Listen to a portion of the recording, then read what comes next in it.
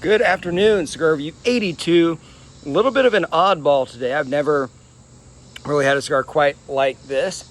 This is Cigar International's Knockoff. I did not buy this. This was given to me by a good friend who asked me to review it. He smokes them all the time.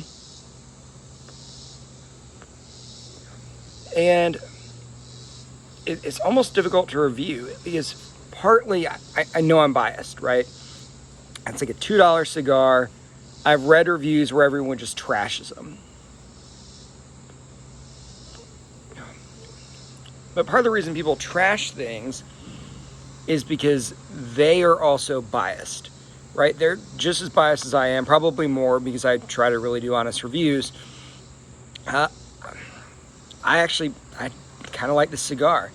Now, I like the cigar at a $2 price point. That being said, this is better than some of the $6 cigars I smoke. This is better than a good number of the ones that I review on my channel. It's certainly better than like the Gurkha Orange label. It's just as good as the Victor Sinclair's. It's not bad at all. So when I review cigars, I review based off of how it burns, how it draws, and then how it tastes, and then partly how it looks. This cigar draws great. You could not ask for a better drawing cigar. It's burning perfectly evenly. Fantastic. The taste is actually pretty good as well. I get cumin, a little bit of spice. It's a pretty mild cigar, but there's actually a really pleasant spice note and a little bit of chocolate as well. So from a taste perspective, it's actually pretty good.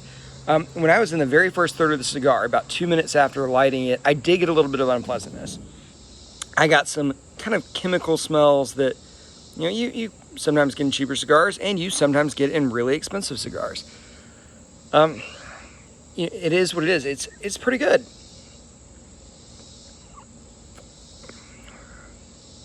Now, if this cigar was $15, would I recommend it? No. Would I recommend it at $10? No. But if you gave this cigar to me and I didn't know what it was, and you'd taken the label off and you said, this is a $6 cigar, is it a good value? I actually would have said yes. Now here's the caveat. Smoked one. That's it. Just one. I haven't smoked 20 of these. It could be that 18 out of the 20 of them are crap and there's 2 good ones for every 18 bad ones. But this one's pretty good. It's well made. I mean, you can look at the cigar, examining it carefully. Not a poorly made cigar. It's a hand-rolled nice cigar. So that $2 price range, it's absolute killer. Now, my friend told me that this was the Cuban knockoff. Looking on their website, I don't actually see something called a Cuban knockoff. To me, it most closely, I think, looks like the Monte Cristo, if I remember correctly, knockoff. But I have no complaints whatsoever about this cigar. If I had paid $5 for this, perfectly pleased.